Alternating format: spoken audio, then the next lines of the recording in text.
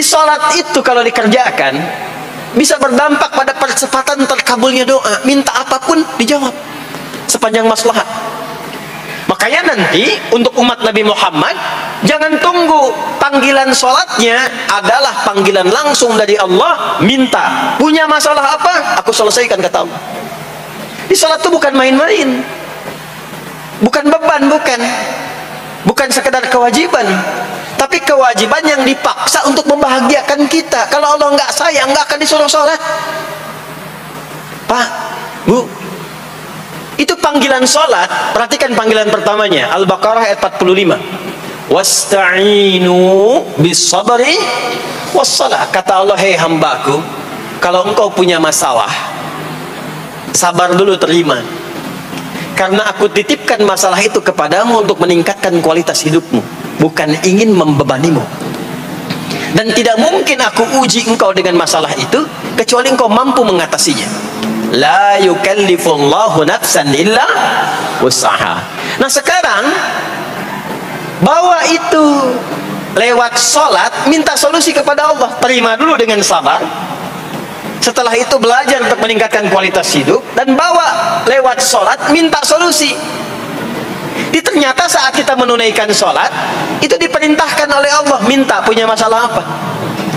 Makanya kita katakan, begitu Allah perintahkan wasta'inu bis-sabri was-salah, hei, kalau punya masalah terima dengan sabar, minta tolong, minta solusi kepada Allah lewat sholat. Maka ketika kita minta, kita robah kalimatnya dari wasta'inu, kata perintah, menjadi bentuk permohonan, fi'il mudhari. Iyyaka na'budu wa iyyaka nasta'in. Itu ketika Anda mengucapkan iyyaka na'budu wa iyyaka nasta'in, fikihnya begini, ucapkan di lisan, hadirkan dalam hati dan pikiran kita masalah apa yang sedang kita rasakan. Minta kepada Allah solusinya. Minta. Jadi bukan sekedar diucapkan. Karena hadis qudsinya berbunyi begini, hadis qudsinya. An Abi Hurairah radhiyallahu ta'ala anhu qala Rasulullah sallallahu alaihi wasallam qala Allah azza wa jalla, Allah berfirman. Saya langsung saja ke bagian kalimat iyyaka na'budunya. Idza qala al-'abdu, kalau seorang hamba berkata dalam salatnya iyyaka na'budu wa iyyaka nasta'in, ya Allah, sekarang hamba salat kepadamu, ibadah hanya kepadamu seperti yang kau perintahkan. Maka hamba memohon kepadamu, ya Allah, seperti yang kau janjikan. Wa iyyaka nasta'in. Lalu hadirkan dalam benak kita, ya Allah, engkau maha tahu sebelum hamba ungkapkan. Hamba punya persoalan ini. Mohon kepadamu, ya Allah, hilangkan semua masalah itu. Berikan hamba solusi yang terbaik. Berikan hamba keberkahan darimu. Itu sekilas hadir dalam jiwa kita. Maka apa yang terjadi? Qala Allah azza wa jalla, dijawab kalimatnya itu, hadza baini wa baina 'abdi wa li 'abdi ma sa'al. Ini perjanjian antara aku dengan hambaku. Kalau hambaku benar salatnya sampai kalimat ini, apapun yang dia mintakan sekarang aku akan kabulkan. Sepanjang itu ada maslahat untuk dirinya. Dicontohkan itu oleh Nabi Zakaria. Beliau itu minta saat berdiri, Pak, bukan saat sujud. Dimulai dari berdiri, nanti akumulasinya saat sujud. Itu berdiri aja, kalau benar mintanya dikabulkan, tidak menunggu selesai sholat. Dan ada fikihnya, nggak sembarangan, ada fikihnya nanti, ada fikihnya, ya, ada tuntunannya. Alhamdulillah. Poinnya adalah sholat itu solusi. Makanya jangankan Nabi yang tadi saya sebutkan, Nabi Ismail itu saking pentingnya sholat, wasiat beliau yang diviralkan di Al-Quran untuk semua keluarganya, sholat. Ada di Quran surah 19 Maryam ayat 55. Wa kana ya'muru ahlahu bis-shalah. Kata Allah, dan tercatat Ismail itu pernah berwasiat meminta semua keluarganya, hei, sholat.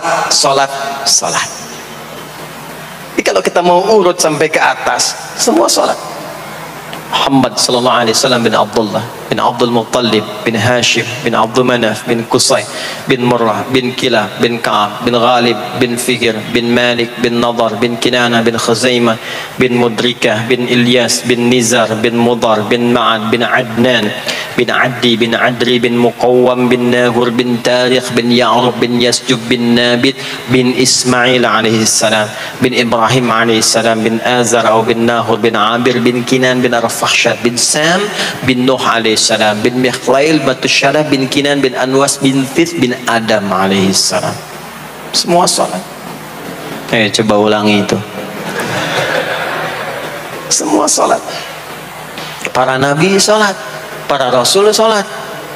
Anda bukan nabi, bukan rasul, nggak mau salat, dan pengen mudah hidupnya, pengen masuk surga Firdaus lagi, Anda sehat. Jadi ini pentingnya salat itu bukan cuma kewajiban, tapi diwajibkan, dipaksa dengan wajib itu supaya bahagia, supaya falah. Makanya kalau ada panggilan azan, cara memahaminya ini falah. Oh, ini solusi saya di sini nih, kebahagiaan saya ada di sini, kesuksesan saya ada di sini. Ya, makanya ketika dipanggil oleh muadzin, hayya 'alas shalah, labbaik, siap saya.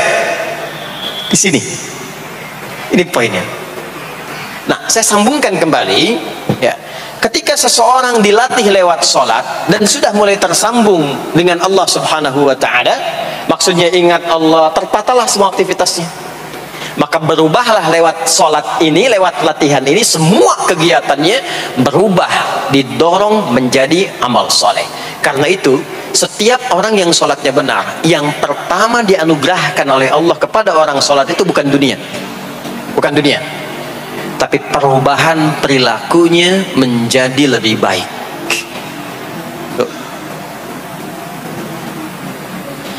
Jadi bukan kaya dulu, ya.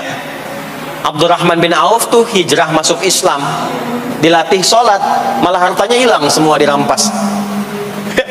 Tapi setelah itu jadi apa? Jadi orang paling kaya, ya. Abu Bakar As-Siddiq, Utsman bin Affan, Umar bin Khattab, pertama kali masuk Islam kan latihannya sholat. Apakah langsung kaya? Jadi pemimpin? Jadi diplomat? Amr bin As bisa ekspedisi dari Afrika Utara sampai ke Syam? Tidak. Yang diberikan apa? Perubahan perilaku dulu. Dihilangkan sifat-sifat buruknya, dijaga dengan kemuliaan. Jadi dua sumber yang menjadikan manusia itu buruk dalam nafsunya, itu ada dua. Di nafsu itu nanti punya dorongan untuk mengarahkan kepada yang buruk, namanya fujur. Lawannya nanti takwa. Lawannya takwa. Di Quran surah Asy-Syams surah 91 ayat 7 sampai 10, wa nafsi wa ma sawaha fa alhamaha fujuraha wa taqwaha. Nah, fujur itu nanti yang membisikkan, mengarahkan kepada hal-hal yang negatif. Itu yang ditunggangi oleh setan. Setan memberikan was-was itu ke nafsu, ke fujurnya. Alladzi yuwaswisu fi sudur innas. Di dalam sudur ada qalbu, di dalam qalbu ada nafas, di dalam nafas ada fujur. Fujur itu yang digoda. Maka keluarlah kemudian dua hal. Yang pertama ada yang disebut dengan fahsya. Fahsya itu dorongan dari syahwat untuk berbuat yang menyimpang. Pornografi, porno aksi, LGBT, kata-kata jorok, itu fahsya. Nanti temannya adalah mungkar. Mungkar itu keburukan yang diingkari, ditolak oleh hati, sumbernya nafsu perut dan akal. Mencuri itu mungkar, merampok itu mungkar, korupsi, membunuh, menipu itu mungkar. Jadi sumber keburukan itu cuma dua. Kalau bukan fahsya itu mungkar. Orang yang sholatnya benar, maka parameternya itu, ukuran pertama kali dia dapatkan adalah ditutupnya oleh Allah, dijaganya oleh Allah keadaan nafsunya, sehingga dia tidak dikontrol oleh perbuatan fahsya dan mungkarnya. Maka aktiflah sinyal takwanya. Takwa itu lawan nafsu. Makanya nanti kaitan takwa dengan nafsu sama-sama disebutkan. Nafsu 115 kali, takwa yang terkait fungsi nafsu 115 kali. Takwa digembosi, ya, awas, diwaswasi oleh setan, setan disebutkan 88 kali. takwa disupport oleh malaikat. Malaikat di Quran disebutkan 88 kali. Ini bukan ilmu otak-atik, hitung sendiri aja kalau mau. Itu menarik tuh. Karena sama, kalau Anda mendengar suara adzan kan ada bisikan kan? Cepat, sudah adzan, siap-siap. Itu malaikat tuh. Tapi begitu selesai adzan, la ilaha illallah, tenang, baru adzan, belum komat. Itu setan. Terus itu, terus dua-duanya tuh ya memberikan bisikan, yang satu mensupport dan seterusnya. Yang paling menarik adalah kalau sholat kita benar, maka sinyal takwa aktif. Makanya amalan takwa pertama itu sholat. Setelah beriman, amalan takwa pertama sholat. Al-Baqarah ayat 2 dan 3. Dzalikal kitabu la raiba fi hudal lil muttaqin. Siapa muttaqin, orang takwa di situ? Ayat 3-nya, alladzina yu'minuna bil ghaibi wa yuqimunas sholat. Jadi kalau sholatnya aktif, takwanya aktif, sinyalnya aktif, sinyal itu yang akan menutup fahsya dan mungkar. Maka turunlah Quran surah ke-29 ayat ke-45. Utslu ma uhiya ilaika minal kitabi wa aqimis shalah. Kita hafal tengahnya, innas salata tanha 'anil fahsya'i wal. Maka kalau orang sholat tidak akan berbuat fahsya, tidak ada lagi yang melambai laki-laki. Allah, nggak ada. Laki-laki yang laki-laki, perempuan-perempuan. Nggak ada lagi tontonan-tontonan pornografi. Hah? Yang jorok-jorok, yang kotor-kotor. Nggak ada lagi kata-kata kotor di lisan itu. Karena lisannya dilatih untuk mengucapkan yang baik-baik. Allah, sami'allahu liman hamidah, subhanallah, alhamdulillah, Allahu akbar. Makanya pasca sholat itu berubah. Maaf ya, Allah tidak memberikan kepada Nabi Muhammad SAW tongkatnya Nabi Musa, mukjizatnya Nabi Isa, apalagi Nabi Ibrahim dan selainnya. Tapi Allah turunkan Al-Quran kepada Nabi Muhammad SAW, lalu dipraktekkan Quran itu pertama lewat sholat. Anda tahu apa yang terjadi? Nabi Muhammad itu diutus oleh Allah dalam lingkup masyarakat yang sangat terbelakang dan hatam kriminal. Di kriminalnya bukan dikerjakan, hatam. Hatam. Dan nyaris tidak kenal kebaikan, makanya disebut dengan jahiliyah. Kalau bapak ibu tanya di zaman Nabi, ya maaf, ada pezina? Bukan cuman ada, hatam, perfeksionis zinanya. Membunuh itu, ya, mabuk, mabuk. Ada orang mabuk kekinian di zaman jahiliyah, pemabuk amatir itu 5 kali sehari mabuknya. Yang amatir. Jadi kalau baru mabuk sekali, 2 kali, itu coba-coba. Amatir itu 5 kali. Pembegal. Ya, sekarang kita dengar berita ada begal ini itu. Ah, jahiliyah itu sekampung begal semua. Kampung Gifar. Tapi Allah menghendaki Rasulullah latih lewat sholat. Apa yang terjadi? Berubah jahiliyah itu, berubah menjadi khairu ummah, umat terbaik yang paling teladan, yang menginspirasi, yang pernah berkehidupan di bumi. Sampai persaksiannya dari Allah langsung. Turun Quran surah ketiga Ali Imran ayat 110. Kuntum khaira ummatin ukhrijat linnas. Jadi kalau ada orang dermawan, itu yang paling dermawan. Kalau ada orang sabar, itu yang paling sabar. Kalau ada pasar yang paling ideal, itu yang paling bagus. Berubah itu. Ya. Kenal Abu Dzar Al-Ghifari? Ayo kenal. Enggak. Abu Dzar Al-Ghifari itu nama aslinya Jundub bin Junadah. Di antara pemimpin begal di zamannya. Dari kota Ghifar. Ghifar itu kampung begal asalnya. Ya, alhamdulillah. Masuk Islam. Datang ke Mekah. Bertemu dengan Rasulullah. Begitu masuk Islam, kata Jundub bin Junadah, ya Rasulullah, ausini au kama qala, berikan saya nasihat. Kata Nabi, pulang sekarang. Kata beliau, enggak, saya mau umumkan keislaman saya depan Ka'bah.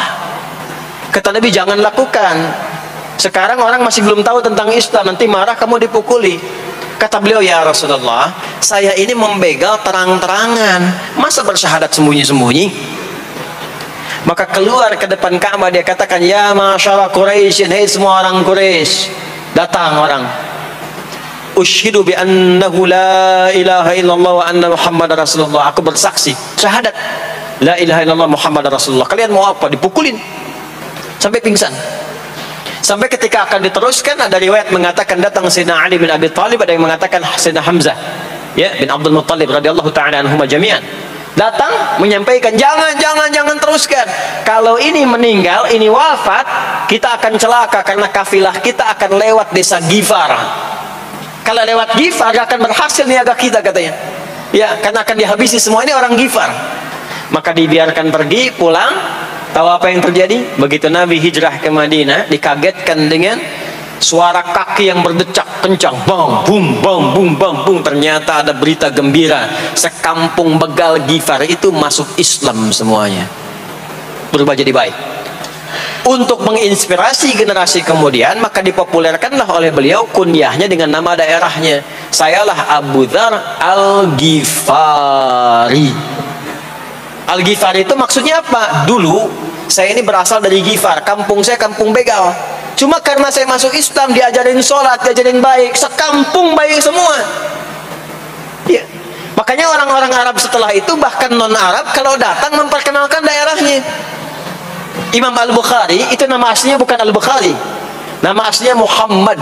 Punya bapak namanya Ismail, punya kakek namanya Ibrahim, kakek buyutnya Al-Bughirah, yang buyutnya Al-Bardizbah. Tinggal di kecamatan Ju'fah, Kabupaten Bukhara, Provinsi Khurasan, sekarang negaranya Uzbekistan. Karena berasal dari Bukhara, datanglah beliau kemudian ke Arab, sekarang ke Jazirah, ke Mekah, ke Madinah, memperkenalkan, saya bukan orang Arab, saya dari Bukhara. Rumusnya tambah alif lam di depannya, ujungnya tutup dengan i. Al-Bukhari, saya dari Bukhara. Diperkenalkan, maksudnya apa? Islam sudah masuk ke tempat saya, orang-orangnya sudah baik, orang-orangnya sudah khusyuk. Itu memperkenalkan. Orang tua kita Syekh Yasin dari Padang, maka diperkenalkan Syekh Yasin Al-Padangi. Syekh Ahmad Khatib dari Minangkabau, Syekh Ahmad Khatib Al-Minangkabawi. Syekh Abdul Somad dari Palembang, Syekh Abdul Somad Al-Palembangi. Syekh Nawawi dari Banten, Syekh Nawawi Al-Bantani. Ya, nanti ada Pak Ghafur dari Pondok Indah, ya, Masjid Raya Pondok Indah, datang ke Mekah umrah haji, ana Ghafur Al Masjid Raya Al Pondok Indahi.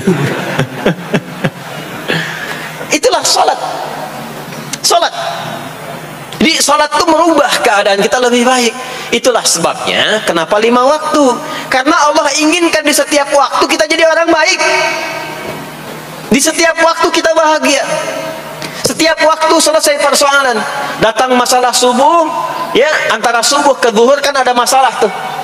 Nggak mungkin ada orang dari subuh ke zuhur nggak punya masalah tuh, nggak mungkin. Tuh wajahnya udah kelihatan tuh.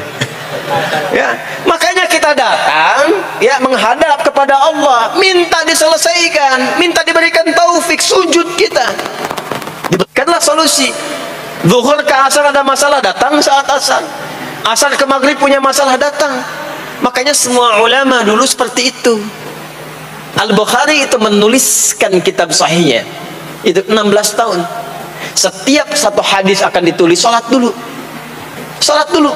Begitu tenang, nyaman, baru tuliskan. 16 tahun. Itulah salat. Nah, dari sekian waktu yang 5 kali itu, ada waktu yang spesial. Waktu spesial inilah yang ingin saya bahas, yang tadi disampaikan dalam pengantar sambutan. Jadi ini inti yang mau saya katakan. Ini barusan muqaddimah tuh. Barusan muqaddimah. Baik. Kan kita salat berapa kali sehari? Kita hitung. 1, subuh. 2, zuhur. 3, keempat, yang kelima, isya. Berapa jumlah rakaatnya? 17. Baik ya. Itu nomor telepon untuk koneksinya. Koneksi kita dengan Allah nomornya catat ya, 24434. Ya, kalau ditanya berapa nomor koneksi dengan Allah, 24434. Subuh 2, zuhur 4, asar 4, maghrib 3, isya 4. 5 waktu kan? Baik. Di 5 waktu ini kita dijaga, diinginkan menjadi hamba yang baik, bahagia, nggak lekat dengan masalah, tuntas semua. Saking sayangnya Allah sama kita. Kalau nggak sayang nggak disuruh sholat. Itulah sebabnya ketika diperintahkan menunaikan waktu sholat, diberikanlah gambaran waktunya. Tapi yang jadi persoalan kita sekarang yang akan dibahas, di antara sekian waktu itu ada waktu-waktu yang spesial. Ada waktu-waktu yang spesial. Dari mulai subuh ke isya itu ada yang dispesialkan oleh Allah karena ada bonus berlipat di dalamnya. Waktu apakah itu? Mari kita bacakan dulu mulai dengan Quran surah kedua ayat 238. Paling kanan sebelah atas di mushaf standar. A'udzubillahi minasyaitonirrajim. Bismillahirrahmanirrahim. Mohon izin saya agak lambatkan sedikit ritmenya karena ini inti yang mau kita bahas. Tadi muqaddimah makanya saya percepat ya. Hafizu 'alas salawati was salatil wusta wa qumu lillahi qanitin. Hafizu. Kalau Bapak Ibu lihat mushaf terjemah, diterjemahkannya dengan jagalah. Jagalah itu ihfazu, hafidha yahfaz. Tapi kalau ada alif setelah ha, hafidhu, itu berarti fi'il madhinya, past tense-nya, akar kata kerjanya hafadha, yuhafidhu. Alifnya mufa'alah, bermakna saling. Jadi mengartikannya begini, hafidhu 'alas salawati. Hei, hendaklah kalian saling menjaga waktu sholat. Kalau saling itu sendirian atau banyakan? Banyakan. Jadi kalau bapak di rumah ada 5 orang, bapak, ibu, dan 3 orang anak, maka jangan soleh sendirian, Pak. Ingatkan anaknya, ingatkan istrinya. Istri bangun duluan, ingatkan suaminya.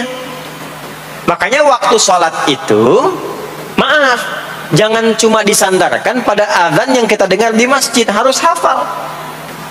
Bahkan nanti gini, di Quran surah keempat ayat 103 itu, di ujung ayatnya itu ada penanda ciri standar orang beriman. Maaf, kita tanya dulu nih, kita beriman tidak hari ini? Halo, beriman? Hati-hati ya, karena kata Nabi ada yang subuh beriman, sorenya sudah kufur tuh ya, yusbihu mu'mina wa yumsi kafira. Hati-hati ya. Yuk, apa ciri orang beriman tuh? Iman itu konfirmasinya bisa didapatkan satu melalui suara azan. Azan itu sama dengan penanda waktu sholat. Tahu dari mana iman itu bisa dicek dengan suara azan? Quran surah ke-8 Al-Anfal di ayat yang kedua.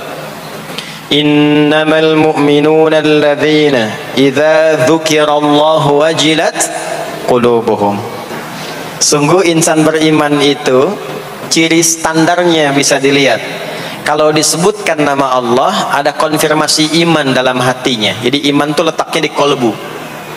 Nanti konfirmasinya lewat suara azan, dipanggil, disebutkan nama Allah. Makanya disebutkan nama Allah 5 kali dalam sehari untuk mengecek iman ada nggak dari subuh sampai isya. Ya, Allahu Akbar, Allahu Akbar.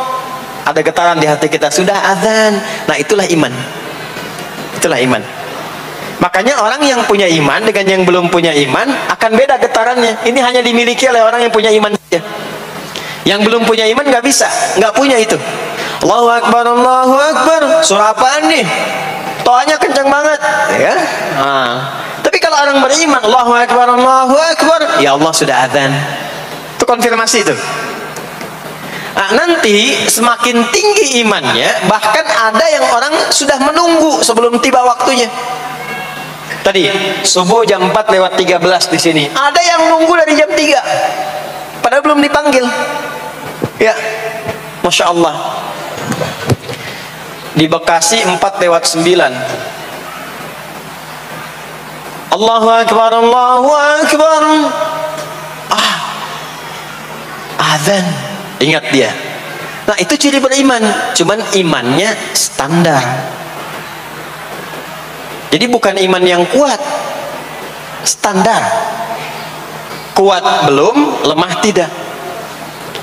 Allahu Akbar, Allahu Akbar. Jam 4 lewat 9. Jam 3 sudah bangun. Nunggu itu. Iman yang kuat. Masya Allah. Ada yang baru subuh dan nunggu isya. Ditunggu. Kuat. Ada yang sudah qomat, sudah la ilaha illallah, belum kepanggil, dipanggil 4 lewat 9, dia baru bangun jam 9 lewat 4.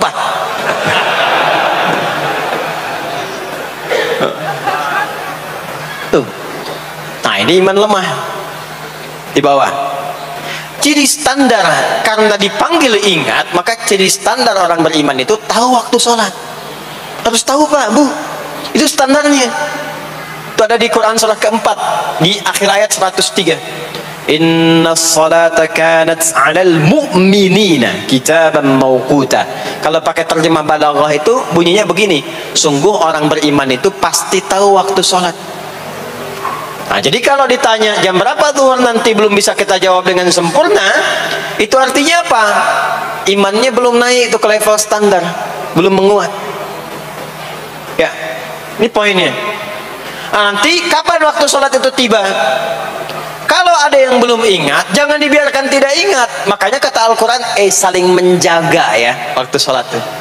Jangan sampai di keluargamu ada temanmu, kolegamu, bahkan tetanggamu itu nggak tahu waktu sholat, bahkan nggak sholat, itu bahaya. Kalau memang sayang sama anak, ingatkan. Sayang istri dengan suami, ingatkan. Tanda istri beriman yang cinta dengan suaminya, tanda pertamanya ketika mengingatkan suaminya pada semua hal yang disukai oleh Allah. Begitu sebaliknya. Maka kata Al-Quran, hafidhu, saling menjaga waktu sholat. Disebutkan di situ alas sholawat. Bentuknya begini. Tulisannya alif, lam, waw, alif, tak maftuha begini. Alas, begini tulisannya. Karena nanti ada yang begini, ada yang begini. As-sholat, ada yang begini. Biar saja, nggak usah. Ada yang begini, tak marbutah. Seperti Al-Baqarah ayat 3, alladzina yu'minuna bil ghaibi wa yuqimuna shalah. Begini tulisannya. Ada yang begini, as-salat pakai alif ta bin. Tapi di Al-Baqarah ayat 238 tulisannya begini, alas salawati, taknya terbuka. Secara singkat begini, secara singkat. Kalau tulisannya begini, maka yang dimaksud salat fardu. Yang dimaksud salat apa? Salat fardu. Salat fardu itu ada berapa? 5 waktu. Maka kata Allah, saling jaga ya. Waktu salat yang fardu itu yang 5 waktu. Di antara yang 5 itu ada yang spesial. Was-salatil wusta. Waktu yang pertengahan. Tengah-tengah. Di antara 5 waktu itu. Yuk kita tuliskan dulu sebentar. Sebentar. Salat ada salat apa saja? Subuh, kemudian zuhur, kemudian asar, kemudian nggak cukup, ambil ke sini, maghrib, kemudian isya. Subuh, zuhur, asar, pindah sini, maghrib, isya. Lihat rumusnya. Jadi yang sholat pertengahan yang mana? Jangan lihat tulisannya itu ya, karena subuh di tengah-tengah disebutnya subuh ya. Sholat pertengahan yang mana? Asar apa subuh? Subuh apa asar? Apa dalilnya? Kita pakai dalil. Nah, sholat pertengahan itu disebutkan oleh Nabi itu ada dua. Ada subuh dan asar.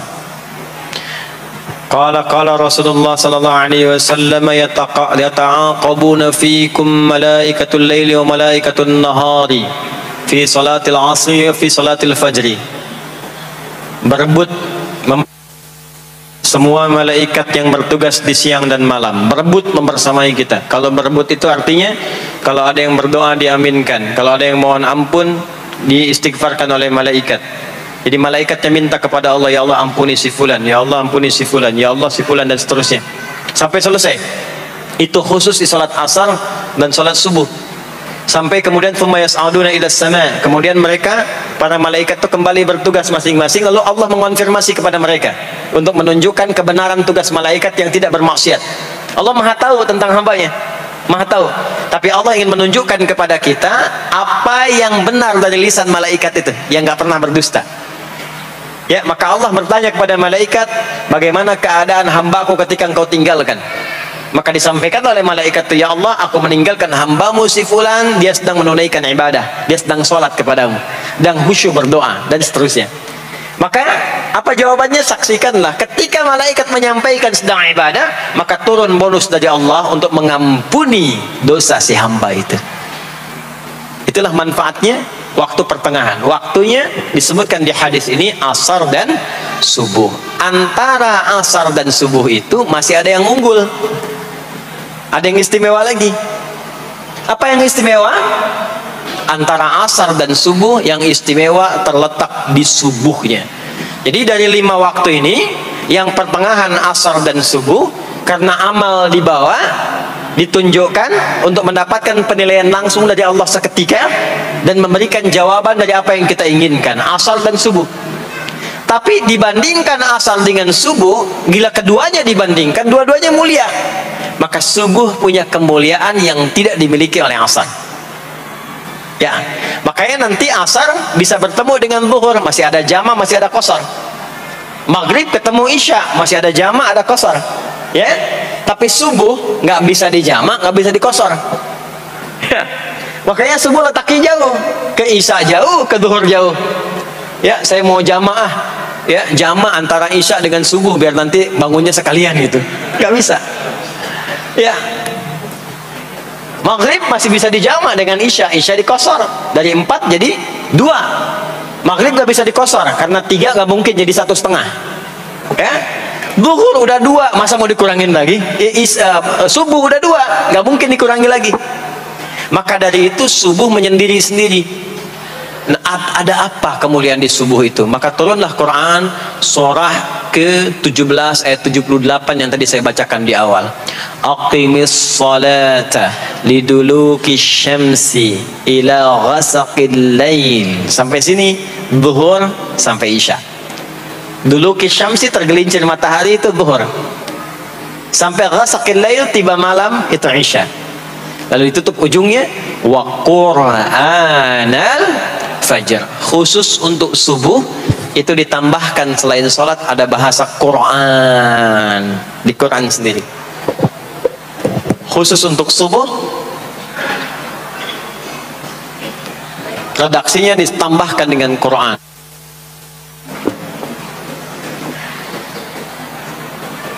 Apa itu Quran? Halo? Apa itu Quran? Kalau tidak tahu cepat katakan wallahu a'lam deh. Apa itu Quran? Wallahu a'lam. Ada Quran, ada Al-Quran.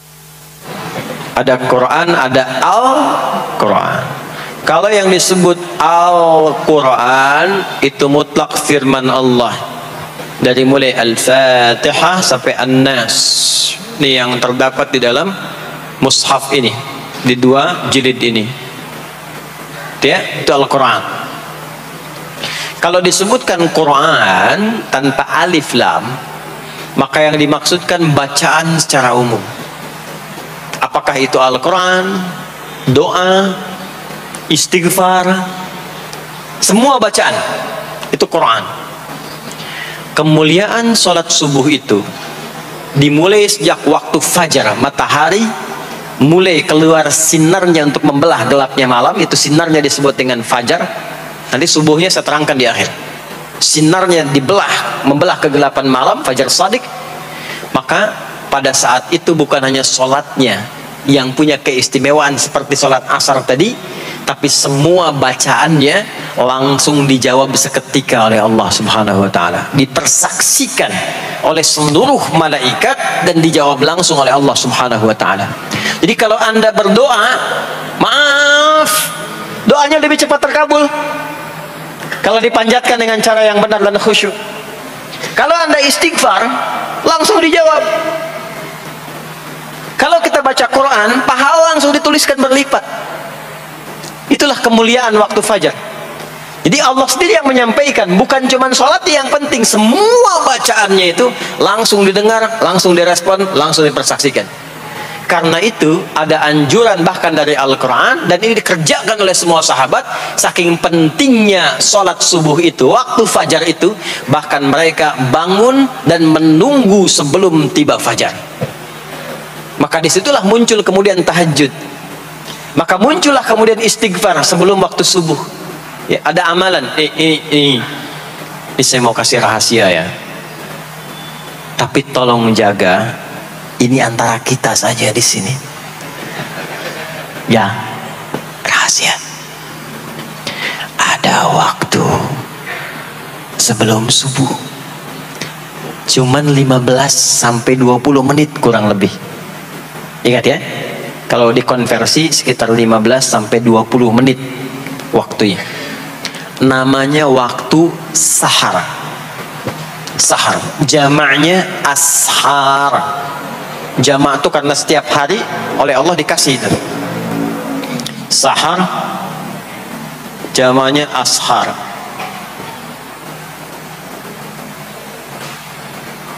Rahasianya di mana?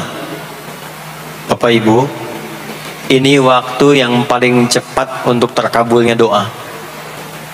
Anda mau minta apa saja, hadisnya qudsi. Ibadi, kata Allah, hambaku, siapapun yang bermohon sekarang aku kabulkan, yang minta aku berikan. Wa man istaghfara li ghafartu lah. Siapa yang minta ampunan, istighfar, aku ampuni dia sekarang juga.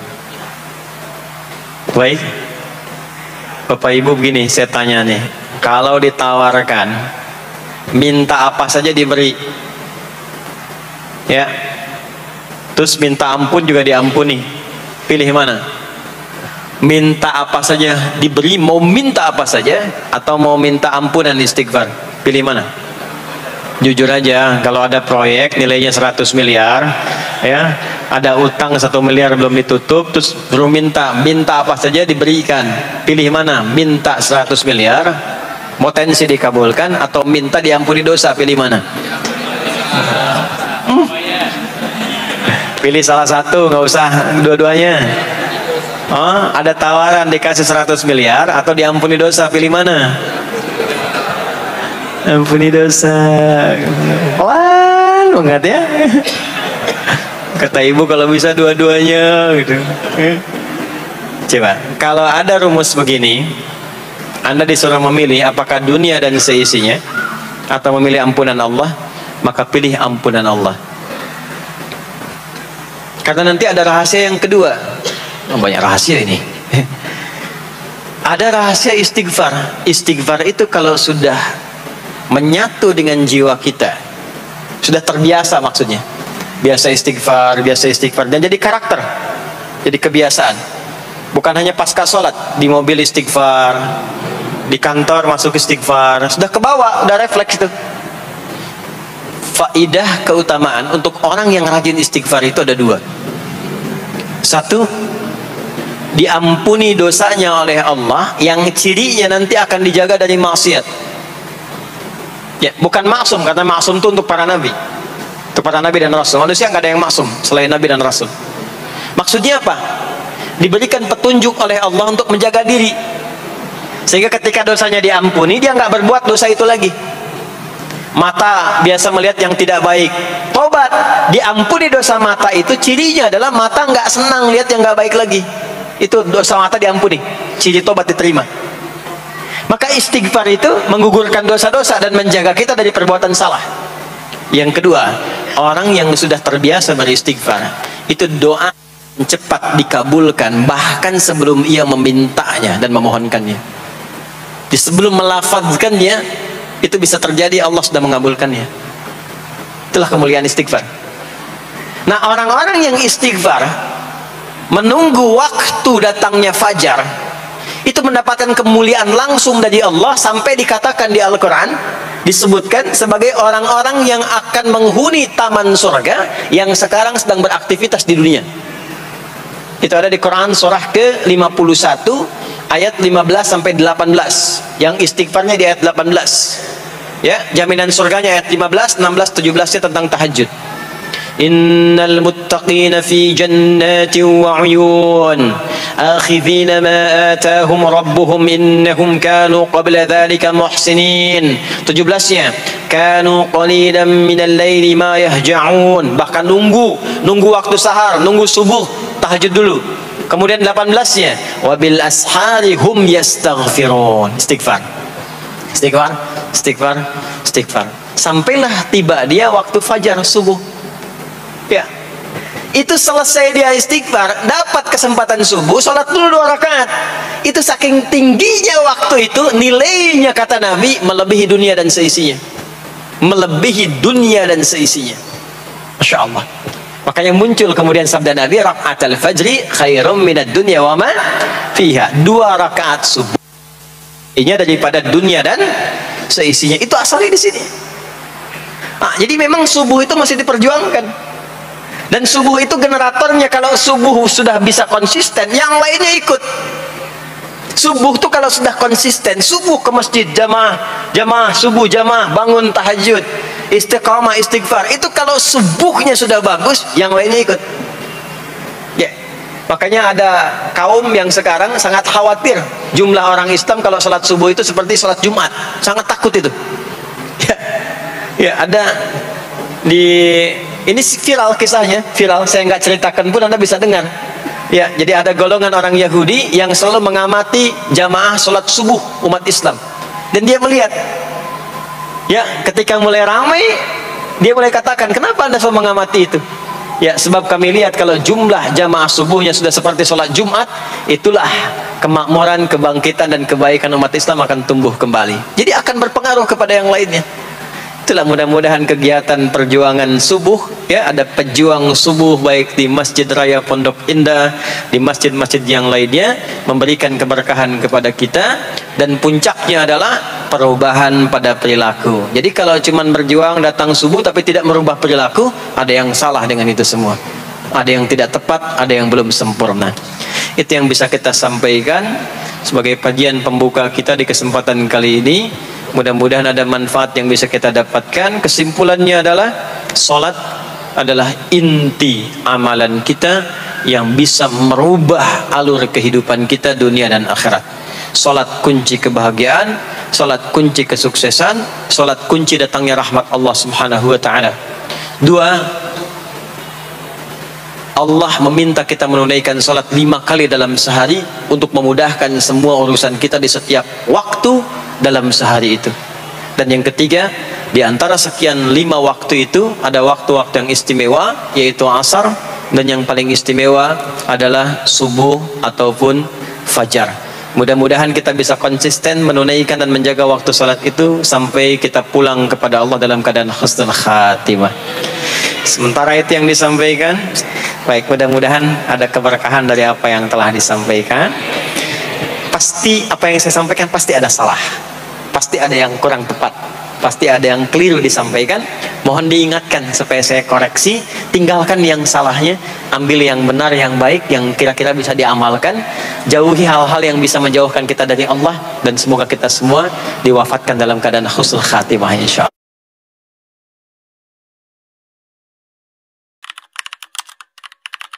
チャンネル登録お願いね。